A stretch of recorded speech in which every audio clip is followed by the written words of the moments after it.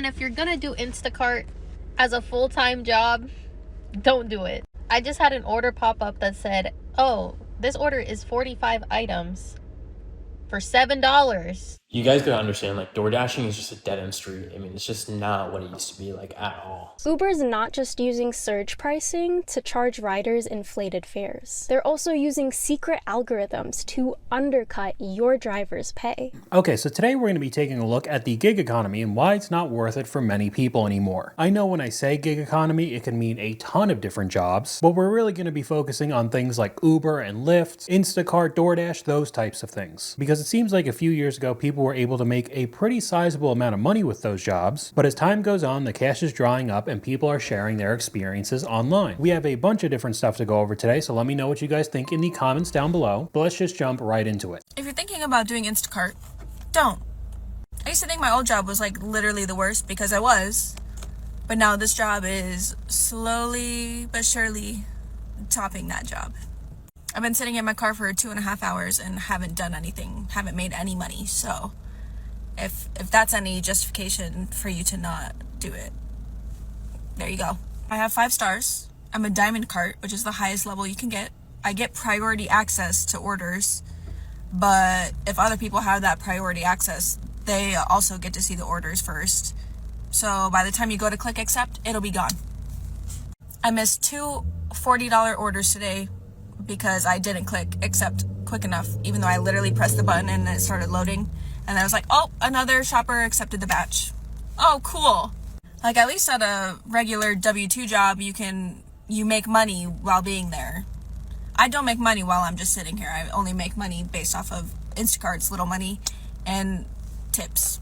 And if this is happening with one of their highest tier workers, what is it going to be like for anybody at the bottom level? It kind of just sounds like it would be a complete waste of time. We could go over to the comment section. It's complicated and you have to do self-employed taxes as well. Instacart is not a job. I would consider it a side hustle if you need some money and don't want to spend yours. But it would be your money when you earn it, but that's besides the point. However, Instacarting is like gambling. You win money just to lose it. I don't really know what that means exactly. If they're trying to say you earn money just to spend it on something else, that's kind of what everybody does on the face of the planet. Now, this video was uploaded in 2024, and we have a comment from 2026 saying it hasn't gotten any better. Do you drive for Uber full-time or part-time? Full-time. And how much money can you make a month? 3,000 to 4,000. That's after all your expenses? Do you have health insurance? No, nothing. Anything. You don't have nothing here. Okay, so everything is out of pocket. Exactly.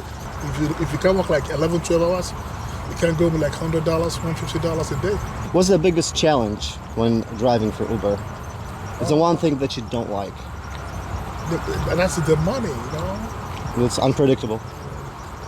It's not worth it. And that doesn't take into account the wear and tear on your car as well. Insurance goes up if you're using your vehicle like that, and $3,000 to $4,000 take home is not that much in today's world now. How hard is an Instacart shopper? We might need all day to talk about it. Y'all, it is not for the faint of heart. I was like, I can grocery shop. It's not that hard. Little did I know, I'd be at the Sprouts bulk bin at 9:30 at night, picking out licorice with a plastic tong, and they're all stuck together. No. I had every experience was horrific. I thought, oh, a prescription from Publix. This should be easy. I can just get the prescription, deliver the prescription. Nope. They have to be home to sign off legally, otherwise you go to jail. Oh, no. So I'm knocking on the door. 7 dogs are barking at me through the glass. I'm frightened for my life. I'm calling her. She's like, I'm at a concert. I'm like, well, lady, I can't give you the prescription unless you're home. She says, what do you mean? I need the prescription. I was like, oh my gosh, is this lady going to die on my watch? So I've never worked for Instacart, but one of my jobs a while ago was a delivery person for medicine. So I know exactly what he's talking about, and you can get all the signatures. If they're not there, you just have to sit and wait. You got to call back and forth, along with having to deal with everything else like in the first clip. The woman just sitting in her car for hours waiting to get orders. And if you are lucky enough to see one and accept it, the pay is honestly embarrassingly low. And if you're gonna do Instacart as a full-time job, don't do it. I just had an order pop up that said, oh, this order is 45 items for $7. $7 to grab 40 items off the floor, to wait in the line, to pack all of it, to drive to the person's house and drop it off. $7.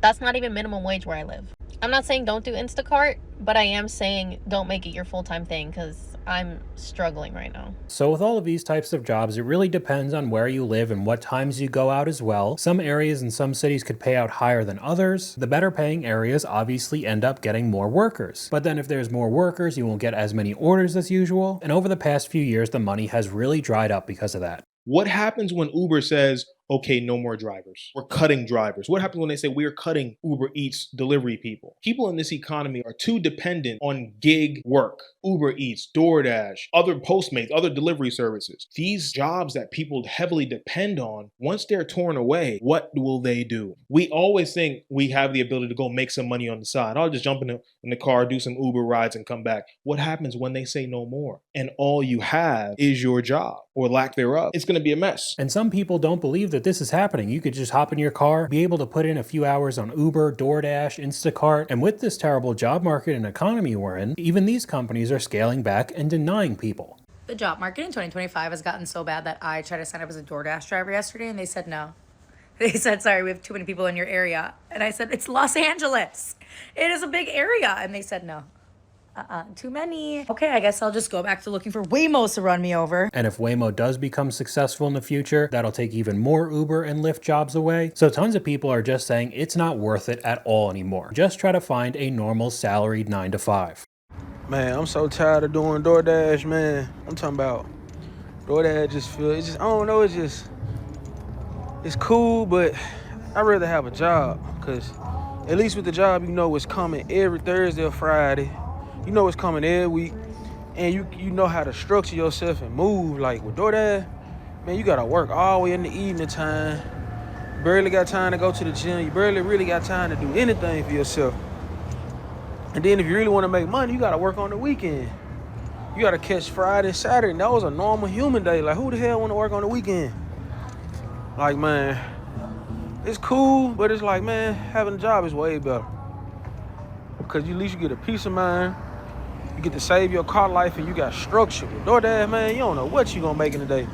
One day you might make $150, and the next day you might make $50. And it does depend on what type of vehicle you have, if it's paid off or not. But if you're paying the average car payment of $700 plus every single month while you're actively beating down the car, it costs you way more money in the long run, even if you're making several $100s in a day. Modern vehicles are not built to last, so if you're racking up the miles on Uber, doing DoorDash, Lyft, all of it, your upkeep and maintenance bills are going to be through the roof. Of course, gas prices, insurance, and you'll probably be in the market for yet another vehicle a lot sooner than you think. So the gig economy, millions of people are freelancers. Uber drivers, part of hustle, the hustle culture, which is, it's flexibility, but for financial security, it's bad because you have to physically work to make money. Anytime you have to physically work to make money, you're capped. It's bad for long-term flexibility. And what I mean by bad, I mean gig working is terrible because 58% of gig workers say they struggle to cover $400 of emergency expenses. Now, I know in today's world that's a problem for many. Most people are living paycheck to paycheck, but at least if you have a salaried 9 to 5, you know you're getting your checks weekly or bi-weekly. If something happens with your vehicle, you can't go out and DoorDash or Uber for the night, you're not getting paid whatsoever. I get asked a lot of times, DoorDash worth it? How much you make per order? How much you make per hour? The answer is kind of complicated. For the most part, it's called market dependent. Every city you work in is going to operate a little bit differently. Some cities have a higher payout, some cities have a lower payout. The town I work in is generally a lower payout. If there is nobody logged in, or maybe like one other driver logged in, yeah, it's kind of worth it. You'll actually make a lot of money. If everyone and their mother's logged in, like in the summertime, DoorDash isn't worth it at all. You're better off just finding something else to do. Work at a gas station, work at the dollar store or something. You're just going to get the scraps left over that everyone else is throwing away. And the honest answer is, the dark truth behind it, the more people that sign up in your area, the less you are going to make.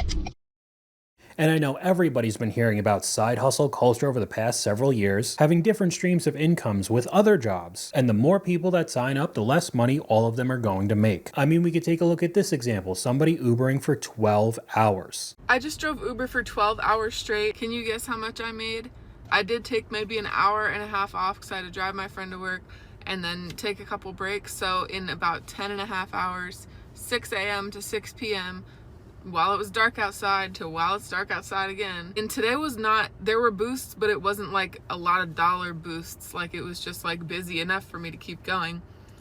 I made $270 in like 10 and a half hours. So it averages like $25 an hour. I'm gonna keep going, I think, but I made like $270 in 12 hours, including breaks or whatever. Usually I just go in the morning and then I go again in the evening or like afternoon, but it just stayed busy. So I just kept driving and then it was still busy every time I wanted to quit.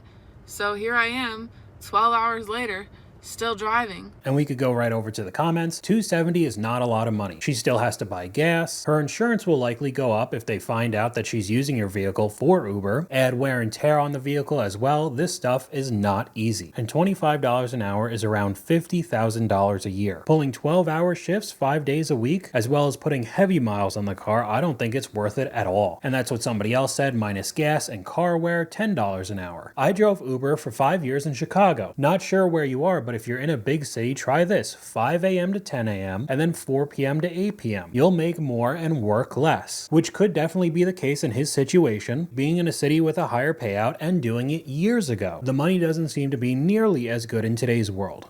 You guys gotta understand, like, door dashing is just a dead end street. I mean, it's just not what it used to be, like, at all. When it first came out, like, you could go out there and make $700, $800 easy in a week. But now everyone's doing it. No one's tipping. It just doesn't make sense at all. Like, DoorDash will have you drive 20 miles to deliver food for like an $8 pay. So if you're still door dashing or you're thinking about door dashing, just don't even do it. It takes 6 to 8 hours to make over $100, and I try to make at least $85 on slow days. DoorDash was only successful because of the pandemic. Now that the pandemic is over, DoorDash is not needed. We still see people racking up the bill though because they're too lazy to go get their fast food. They'd rather pay even more money to have somebody deliver it. But I agree, the pandemic was definitely the peak. And while I was looking up this topic, I got a sponsored post from DoorDash. POV, when you're chilling and having fun all while making money dashing with DoorDash. Just making a pretty cringy advertisement. I don't know how this would be relatable to anybody because you go over to the comment section. I tried it for 2 weeks. It only messes up your car. I would never do it again. You guys are saying it's not worth it. I've literally made $300 in 2 weeks. I really hope that means she did it for only a couple hours. I've been a dasher since 2019 and they keep deactivating and reactivating my account. It's a pain. Seems like there are issues with accounts and apps just like Instacart, but we could just move on. More gig workers in the economy means there's a trash job market. And this is not a dig against gig workers. They're hard workers who largely don't want to be gig workers. But here are the numbers. Since 2020, gig workers in the U.S. have doubled, more than doubled, from 13 million to 27 million. And according to a McKinsey survey in 2022, 62% of gig workers don't want to be gig workers. They want to have a traditional job. I have 3 advanced degrees and 3 gig jobs after a second mass layoff. It is a trash job market. And not only are they paying their workers less, but they're also making it more expensive for the customers. You have to hear this. Uber's not just using surge pricing to charge riders inflated fares. They're also using secret algorithms to undercut your driver's pay. More Perfect Union conducted a test and found that 63% of the time, Uber offered different fares to drivers for the exact same ride. And this could vary from a few pennies to a couple dollars. But if you multiply that by the billions of trips made every quarter, that means Uber execs are pocketing millions of dollars instead of paying their drivers fair wages. And what makes this even more scary is that we don't know how exactly this invisible hand works. Could it be the unbelievable amount of data all of these companies have on everyone? Putting it into some crazy algorithm and being able to squeeze out as much money as possible. Yep, I'm a full-time Uber driver, and today I had to help a customer adjust their ride and got to see that they were paying $30 for a ride that I got paid $11 for. I know from first-hand verification that they're also marking up item prices from restaurant menus. They listed a KFC bucket at $20.49 when the KFC app for the same restaurant showed $17.49. The more you use it, the more it charges you. I say this from experience. They keep inflating fares for customers. Used to pay $10.10 to my job and now it's up to $40. It's insane. Another comment saying Instacart does the exact same thing. And we got another example here how little the payouts could be. If you or someone that you know is thinking about working for either Uber or Lyft, watch this video because it is a terrible financial move and a job I would never take or recommend to anyone, and here's why. Wondered how much Uber and Lyft drivers were making?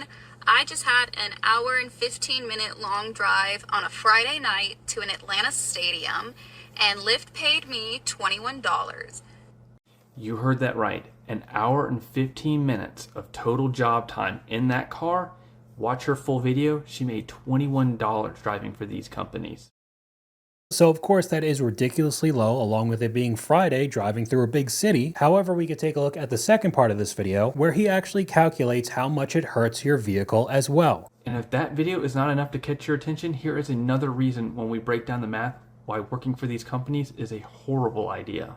Alright, for starters, for a lot of people who are considering working for these companies, keep in mind this: when you take your personal car and you drive this for professional work, one of the first things I want you to recognize is the depreciation you're putting on your car. That's the wear and tear.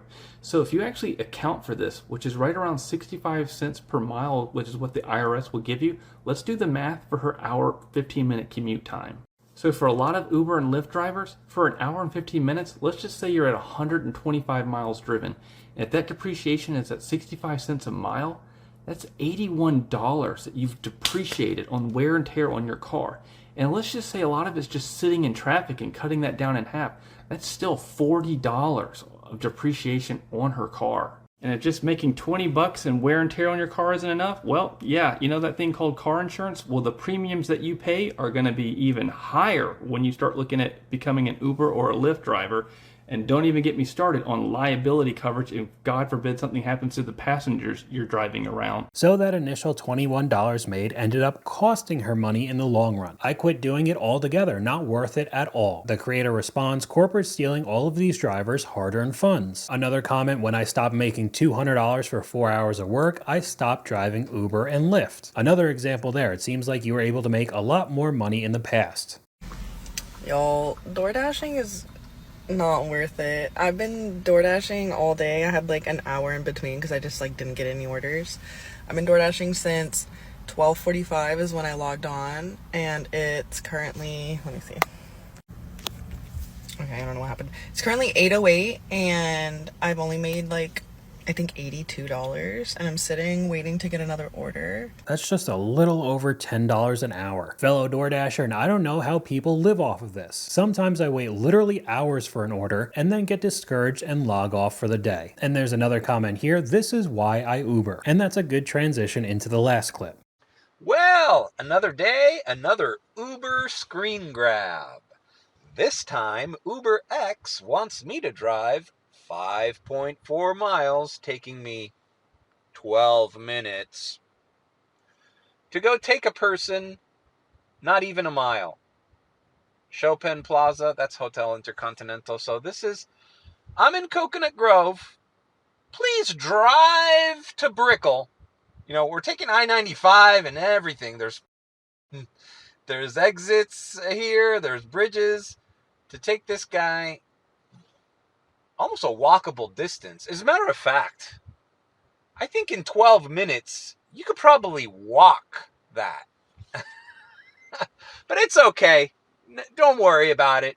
We have a poor idiot who's going to put wear and tear on his car and drive all those miles just to pick you up for your convenience. Oh, and don't worry, we pay them fairly.